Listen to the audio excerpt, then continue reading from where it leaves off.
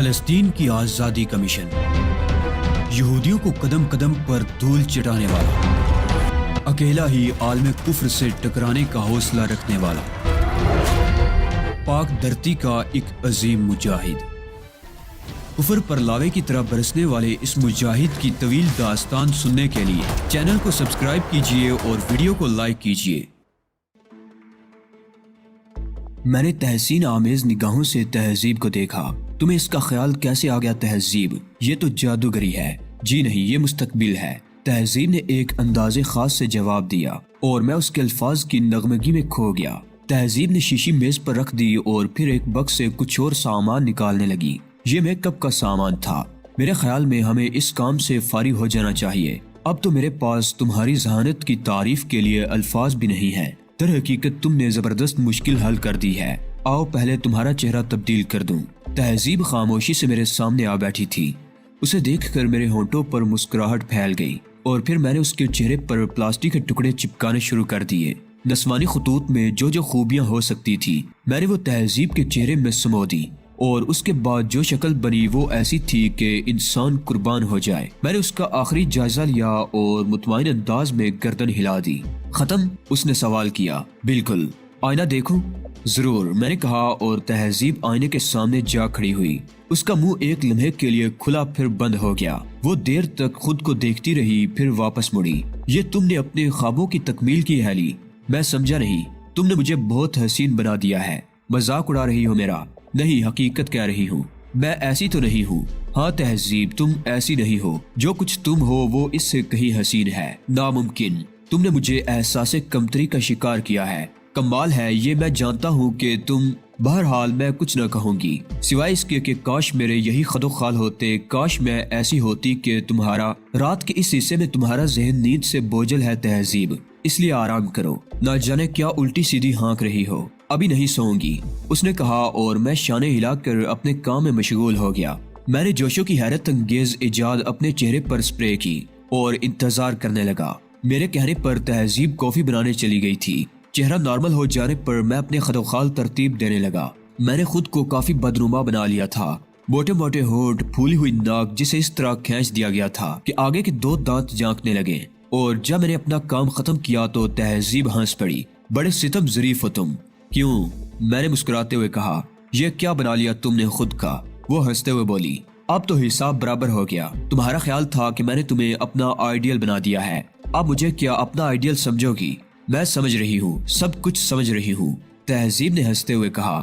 فضول باتیں نہ سوچا کرو جناب عالی، آپ سے غلطی ہوئی ہے۔ وہ کیا؟ اگر ہم سیدھے سادے خد و خال کے مالک ہوتے تو کسی کی توجہ ہم پر نہ ہوتی۔ اب لوگ دیکھیں گے اور کہیں گے پہلوے حور میں لنگور۔ میں نے اس کے نامکمل جملے کو ٹکڑا لگایا۔ جی ہاں، تہذیب بولی۔ کوئی تمہیں لنگور کہہ کر دیکھے۔ میں سینہ تان کر بولا اور تہذیب بے اختیار ہنس پڑی۔ اس وقت سورج نکل رہا تھا جب ہم لمبی تان کر سوئے، اور پھر اس وقت آنکھ کھلی جب باہر تیز ہواؤں کے ساتھ بارش ہو رہی تھی اور گہرا اندھیرا چھاتا جا رہا تھا۔ ہماری زندگی کا ایک دن کھو گیا۔ میں نے کہا بھوک لگ رہی ہے، میں کھانا لینے جا رہی ہوں۔ وہ میری بات کو نظر انداز کرتے ہوئے بولی۔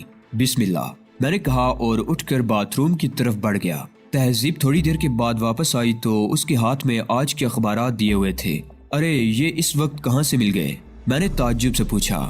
سامنے والے فلیٹ کے ڈسٹ بن سے، تہذیب نے جواب دیا اور میں منہ کھولے اسے دیکھتا رہ گیا۔ ہم دونوں نے رات کا کھانا کھاتے ہوئے اخبارات دیکھے۔ ان 8 مقتولوں کے بارے میں کچھ خبریں تھیں لیکن مائیکل جوشر کا کوئی تذکرہ نہیں تھا۔ پھر ہم تیار ہو گئے۔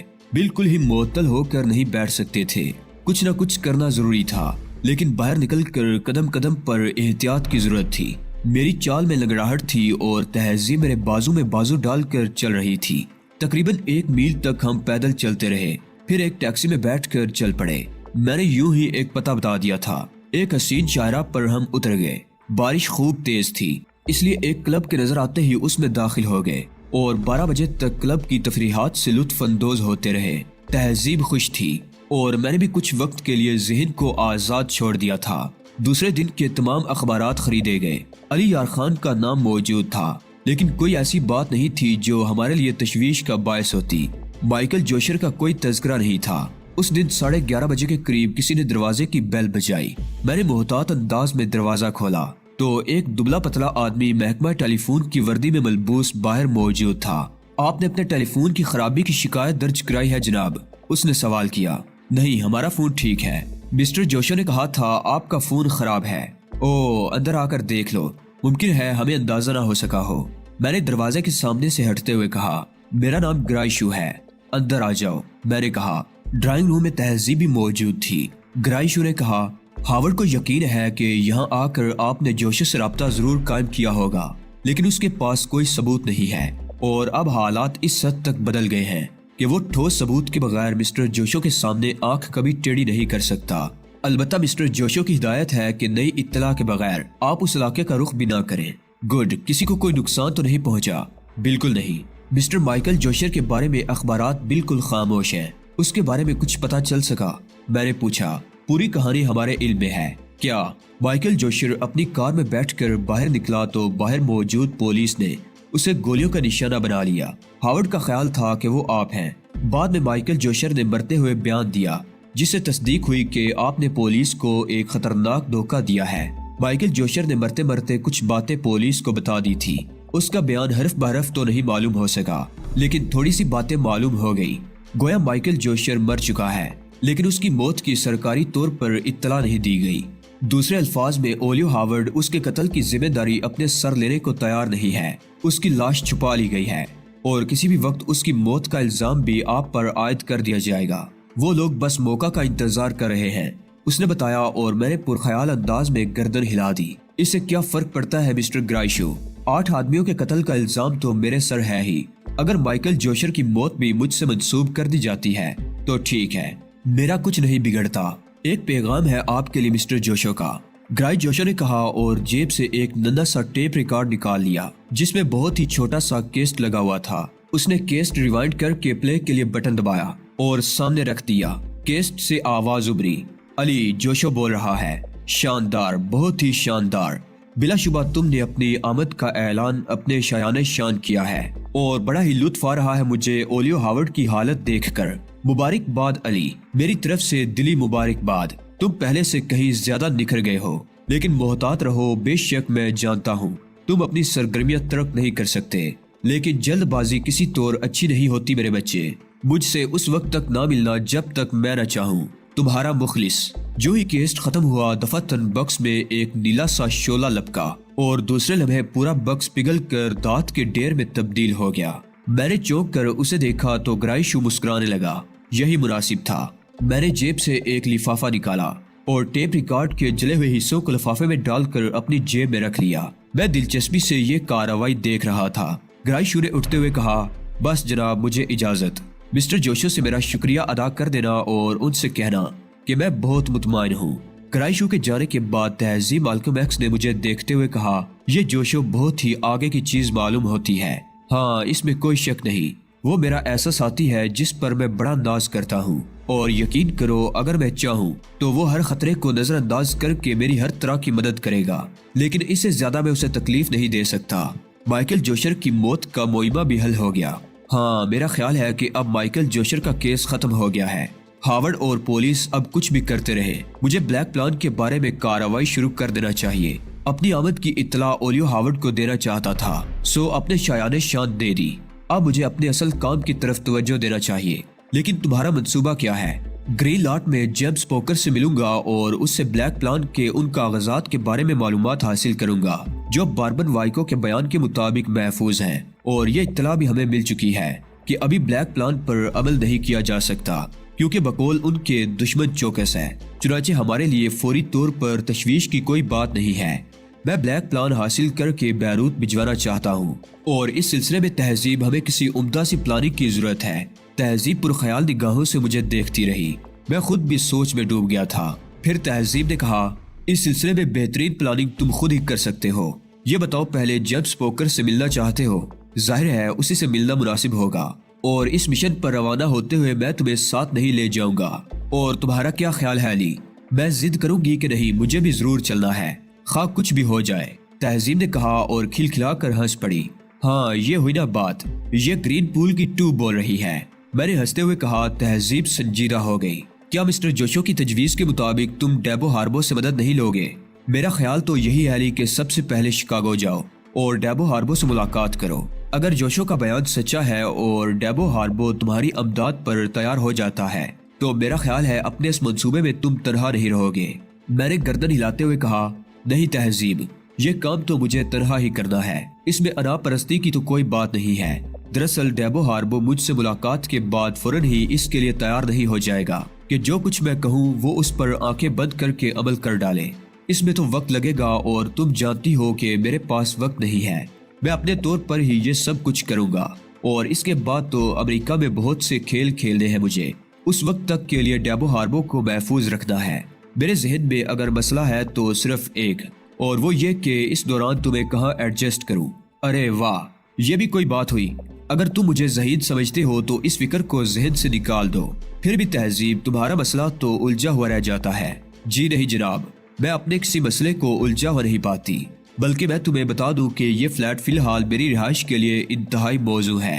یہاں رہوں گی اور کسی بھی ذریعے سے کسی سٹور میں سیلز گرل کی حیثیت سے ملازمت حاصل کر لوں گی۔ یہ میرا اپنا مسئلہ ہے کہ میں ملازمت کس طرح حاصل کرتی ہوں۔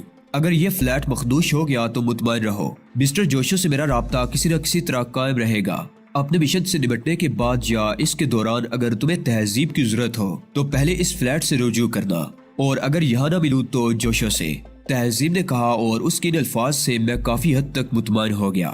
در حقیقت تہذیب پر مکمل اعتماد کیا جا سکتا تھا۔ خاصی باغ دوڑ کے بعد میں نے گرین لاٹ اور جیسی آرگن وغیرہ کے بارے میں بہت سی معلومات حاصل کی، اور باربن وائکو کی شخصیت کے بارے میں بھی مجھے بہت سی معلومات حاصل ہو گئی تھی۔ صرف یہ اندازہ نہیں ہو سکا تھا کہ مائیکل جوشر نے مرتے ہوئے کسی کو یہ نشان نہیں کی تھی یا نہیں کہ مجھے بلیک پلان کے بارے میں معلومات حاصل ہو گئی ہیں۔ میں دن رات اپنی تیاریوں میں مصروف ہو گیا۔ امریکہ جیسے ملک میں ضرورت کی تمام چیزیں حاصل کر لینا نہایت معمولی بات تھی۔ چنانچہ تقریباً 7 دن کی کوششوں کے بعد میں اس پوزیشن میں آ گیا کہ اپنے مشن پر روانہ ہو سکوں۔ تہذیب ہر مرحلے پر میرے ساتھ تھی اور ان تیاریوں میں پوری مدد بھی دے رہی تھی۔ میں نے اس سے اس کے تاثرات پوچھے تو اس نے افسردہ لہجے میں کہا، میرے اور تمہارے درمیان قربتوں اور فاصلوں کا ایک خاص مقصد ہے لی۔ شروع سے اگر نگاہ دوڑاؤ تو یہ قربتیں اور فاصلے مسلسل چل رہے ہیں۔ کیا خیال ہے تمہارا؟ ہاں تہذیب، واقعی تم نے ایک دلچسپ حقیقت کا یقین دلایا ہے۔ اس میں کوئی شک نہیں ہے کہ ہم کبھی بہت دیر تک یکجا نہیں رہ سکتے۔ اس کی ایک وجہ ہو سکتی ہے لی، وہ یہ ہے کہ قدرت ہمارے دلوں میں ایک دوسرے کی تڑپ قائم رکھنا چاہتی ہے تاکہ جب ہم زندگی بھر کے لیے یکجا ہوں تو ہمارے سینوں میں پیار رہے۔ تہذیب نے جذباتی انداز میں کہا اور میں نے اس کی تائید میں گردن ہلا دی۔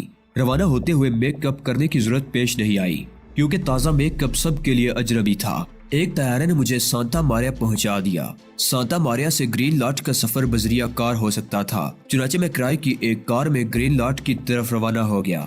گرین لاٹ دراصل ایک چھوٹا سا قصبہ تھا جس میں واقع ایک فیکٹری میں مجھے جیمز پوکر سے رابطہ قائم کرنا تھا۔ مائیکل جوشر کے ہاتھ سے حاصل کی ہوئی معلومات کے مطابق اس فیکٹری میں جیمز پوکر ٹیکنیکل انجینئر کی حیثیت رکھتا تھا۔ کرائے کی کار ہی نے مجھے فیکٹری پر چھوڑا اور میں اپنا مختصر سا سامان اٹھائے ہوئے فیکٹری میں داخل ہو گیا۔ ریسیپشن سے میں نے جیمز پوکر کے بارے میں معلومات حاصل کی تو مجھے پتا چلا کہ وہ فیکٹری ایریا ہی میں ایک خوبصورت مکان میں رہتا ہے۔ ایک شخص نے اس مکان تک میری رہنمائی کی۔ فیکٹری میں بڑے بڑے کارکنوں کے لیے خوبصورت ایک منزلہ بنگلے بنے ہوئے تھے۔ بنگلہ نمبر 6 کے دروازے پر میں نے ہلکی سی دستک دی تو اندر سے کوئی آواز نہیں سنائی دی۔ دوسری اور تیسری دستک کے بعد میں نے الجھے ہوئے انداز میں دروازے کو اندر کی طرف دھکیلا تو دروازہ کھل گیا۔ میں نے متخیرانہ انداز میں پلکیں جھپکائیں اور پھر دروازے کے اندر قدم رکھ دیا۔ کوئی ہے یہاں؟ مسٹر پوکر، کیا آپ یہاں موجود ہیں؟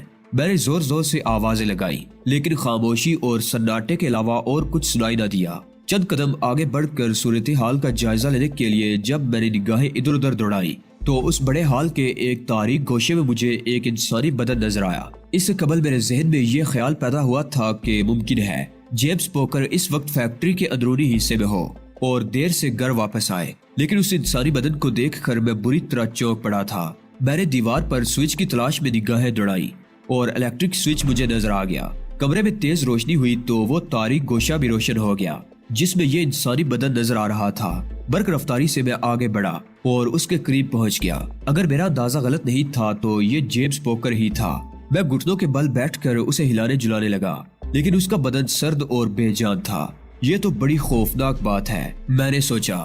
مردہ شخص کے خد و خال میں نے اچھی طرح ذہن میں بسا لیے۔ یہ اندازہ لگانا تھا کہ یہ جیمز پوکر ہی ہے یا کوئی اور۔ بڑی عجیب سی صورتحال ہو گئی تھی، سمجھ میں کچھ نہیں آ رہا تھا۔ میں نے یہ اندازہ لگانا چاہا کہ اس شخص کی موت کس طرح واقع ہوئی ہے۔ بدن کے کسی حصے پر کوئی زخم نہیں نظر آ رہا تھا، لیکن اس کی گردن ایک خاص انداز میں مڑی ہوئی تھی۔ میں نے جھک کر غور سے دیکھا تو گردن پر ایک باریک سا نشان نظر آیا جو اس کی پوری گردن کے گرد حالا کیے ہوئے تھا، اور اس کے بعد مجھے اس کی موت کا سبب معلوم ہو گیا۔ کسی مضبوط تار سے اس کی گردن کو اس وقت تک دبایا گیا تھا جب تک کہ اس کی جان نکل گئی۔ حالے پر خون کے آثار نمودار ہوئے ہوں گے، لیکن اب اتنا وقت گزر چکا تھا کہ یہ آثار معدوم ہو گئے تھے۔ یہ خوفناک صورتحال میری گردن میں پھندا بن سکتی تھی۔ فوری طور پر میں یہ سمجھنے سے قاصر تھا کہ اس کے قاتل کون ہے۔ یہ بھی ہو سکتا تھا کہ اس قتل کا تعلق کسی بالکل ہی غیر متعلق بات سے ہو، لیکن اس وقت ذرا سی لغزش مجھے مصیبت میں پھنسا سکتی تھی۔ میرا ذہن تیزی سے کام کر رہا تھا۔ میں نے اپنا سامان وہی فرش پر رکھا اور اشاریہ 2.8 کا پستول ہاتھ میں لے کر، جس کی نال پر بہترین سائلنسر لگا ہوا تھا، ہال سے باہر نکل آیا۔ جس برق رفتاری سے ممکن ہو سکتا تھا میں نے اس چھوٹے سے بنگلے کا معائنہ کر ڈالا۔ یہ ہال ڈرائنگ روم کی حیثیت رکھتا تھا۔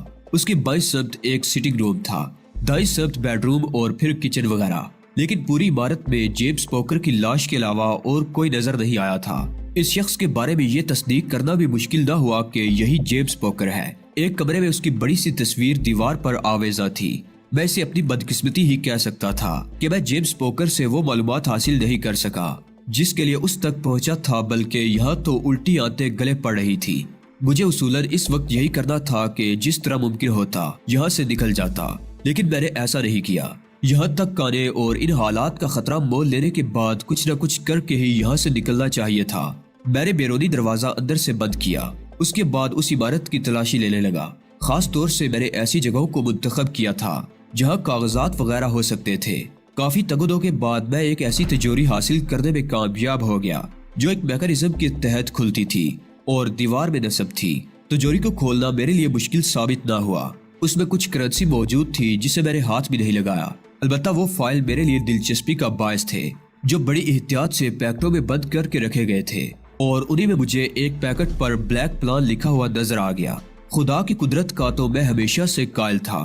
مجھے ہر لمحے یہ احساس رہا تھا کہ میری اپنی حیثیت تو کچھ بھی نہیں ہے، لیکن غیبی قوتیں میری مددگار اور نگران رہتی ہیں اور مجھے جگہ جگہ کامیابی سے ہمکنار کرتی ہیں۔ بلیک پلان کی فائل کا اس طرح مل جانا ایسی ہی قوت کا کرشمہ تھا۔ میں نے اس پیکٹ کو اپنے قبضے میں کر لیا اور پھر دوسرے پیکٹوں پر لکھے ہوئے نام پڑھنے لگا۔ جیمز پوکر کی شخصیت میری سمجھ میں نہیں آ سکی تھی۔ وہ تھا کیا چیز؟ اس کے لیے بینک کا نام لیا گیا تھا، اور اس نام کی وجہ یہی ہو سکتی تھی کہ اس کے پاس بہت سی معلومات تھی۔ اس وقت تو تمام پیکٹوں کو کھول کر نہیں دیکھ سکتا تھا، لیکن بلیک پلان فائل میں نے قبضے میں کر لی۔ خیال یہی تھا کہ کسی مناسب جگہ بیٹھ کر اسے دیکھوں گا۔ فائل کو میں نے اپنے سینے پر رکھ کر قمیص کے بٹن بند کیے اور فیصلہ کیا کہ یہاں سے نکل کر کوئی محفوظ پناہ گاہ تلاش کی جانا چاہیے۔ چنانچہ واپس ڈرائنگ روم میں آ کر میں نے اپنا سامان ہاتھ میں اٹھایا اور دروازے کی جانب بڑھ گیا۔ ابھی میں نے دروازے کا ہینڈل کھولا ہی تھا کہ دفعتاً مجھے دروازے کے سامنے کسی کار کے بریکوں کی چرچراہٹ سنائی دی۔ میں ایک لمحے کے لیے ٹھٹک گیا۔ دروازے میں ہلکی سی جری پیدا کر کے میں نے باہر دیکھا تو 3 آدمی اسی طرف آ رہے تھے۔ ان میں سب سے آگے جو شخص تھا وہ سفید پتلون اور سرخ جیکٹ میں ملبوس تھا۔ سفید بالوں کے نیچے ایک جاندار چہرہ اور زبردست تر و توش نظر آ رہا تھا۔ میں نے کسی چوکندے چیتے کی مانند ادھر ادھر دیکھا۔ ان لوگوں کے بارے میں کوئی اندازہ نہیں لگا سکا تھا کہ وہ کون ہے۔ پھر میری نگاہ بائیں سمت اٹھ گئی جہاں تقریباً 6 فٹ بلند ایک دیوار نظر آ رہی تھی۔ سامنے کے حصے سے تو نکلنا اب ممکن ہی نہیں رہا تھا، کیونکہ وہاں ان لوگوں سے مٹ بھیڑ ہو جاتی۔ اس کے سوا اور کوئی چارہ کار نہیں تھا کہ میں پوری قوت سے دروازہ کھول کر اس دیوار کی جانب چھلانگ لگا دوں۔ گرین لاٹ میں میری آمد کا مقصد پورا ہو گیا تھا۔ بلیک پلان فائل میں جو کچھ بھی تھا وہ میرے لیے یقیناً کارآمد ثابت ہو سکتا تھا۔ ایک لمحے کے لیے میں نے یہ سب سوچا اور اس کے بعد پھرتی سے دروازہ کھول کر باہر چھلانگ لگا دی۔ وہ تینوں بری طرح اچھل پڑے تھے۔ میں نے پلٹ کر ان کی طرف نہیں دیکھا، بلکہ برق رفتاری سے دوڑتا ہوا بنگلے کی دیوار تک پہنچا، اور پھر کسی ماہر جمناسٹر کی طرح میں نے دیوار پر دونوں ہاتھ رکھ کر دوسری طرف چھلانگ لگا دی۔ میں دیوار کود کر ایک سمت دوڑا تو دفعتاً ہی میرے سامنے پیلے رنگ کی ایک لیموزین آ گئی۔ لیموزین پر ہڈ چڑھا ہوا تھا۔ اس کا ڈرائیور اس کے نزدیک ہی کھڑا ہوا انگلی میں چابی گما رہا تھا۔ فیکٹری ایریا سے نکلنا خاصا دشوار کام تھا۔ اندر موجود لوگ صورتحال سے واقف ہونے کے بعد میرا تعاقب شروع کر سکتے تھے اور میں یہاں کے راستوں سے ناواقفیت کی بنا پر ان لوگوں کے ہاتھوں میں پھنس سکتا تھا۔ چنانچہ میرا رخ لیموزین کی طرف ہو گیا۔ ڈرائیور مجھے عجیب سے انداز میں دوڑتے ہوئے دیکھ کر چابی گھماتے گھماتے رک گیا تھا، لیکن اسے امید نہیں تھی کہ آنے والی قیامت اسی پر ٹوٹ پڑے گی۔ میں اس کے قریب پہنچا اور پوری قوت سے اس سے ٹکرایا۔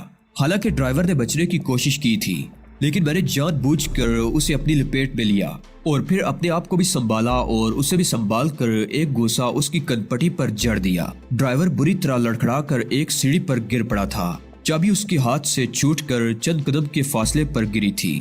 میں نے لپک کر چابی اٹھا لی اور پھر لیموزین کا دروازہ کھول کر اندر بیٹھ گیا۔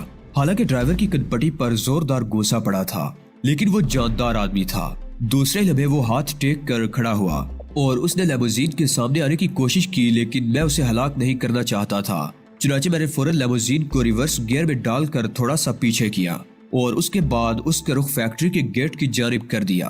اندر داخل ہوتے ہوئے میں نے دیکھا تھا کہ فیکٹری کے گیٹ کے دونوں بڑے بڑے پٹ کھلے ہوئے ہیں اور شاید کھلے ہی رہتے تھے۔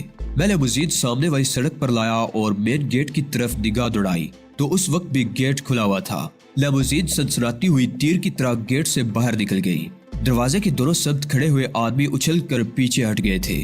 صورتحال کا انہیں کوئی اندازہ نہیں تھا اور عقب میں کیا ہو رہا تھا اس کا اندازہ مجھے نہیں تھا۔ میرا مقصد تو اس وقت صرف یہ تھا کہ جس طرح بھی ممکن ہو سکے میں یہاں سے دور نکل جاؤں۔ گرین لاٹ اور اس کے نواح کے بارے میں مجھے کچھ بھی معلومات حاصل نہیں تھی، چنانچہ جس سمت بھی منہ اٹھا کار دوڑاتا چلا گیا۔ ایک سیدھی سڑک میرے سامنے تھی جس کے بارے میں نہیں جانتا تھا کہ اس کا اختتام کہاں ہوگا۔ اس دوران میں نے اپنے سامان کو نہیں چھوڑا تھا۔ یہ سامان تو میرے لیے انتہائی قیمتی حیثیت رکھتا تھا اور اسی کی وجہ سے میری جیت تھی۔ سامان کا بیگ لیموزین کی پچھلی سیٹ پر پھینکنے میں نے غلطی نہیں کی تھی۔ ابھی تک مجھے تعاقب کے آثار محسوس نہیں ہوئے تھے۔ یقینی طور پر وہ لوگ پہلے اندر گئے ہوں گے، پھر انہوں نے جیمز پوکر کی لاش دیکھی ہوگی اور اس کے بعد جو کچھ بھی کارروائی ہو سکتی ہے وہ کریں گے۔ اس دوران مجھے دور نکل جانے کا موقع مل جائے گا۔ عقبی آئینے پر نگاہ دوڑاتے ہوئے میں نے دور دور تک کا جائزہ لے لیا تھا۔ کوئی گاڑی میرے پیچھے نہیں تھی۔ سڑک انتہائی شفاف و کشادہ تھی۔ اس کے دونوں جانب درخت اگے ہوئے تھے، خاصا سرسبز اور حسین علاقہ تھا۔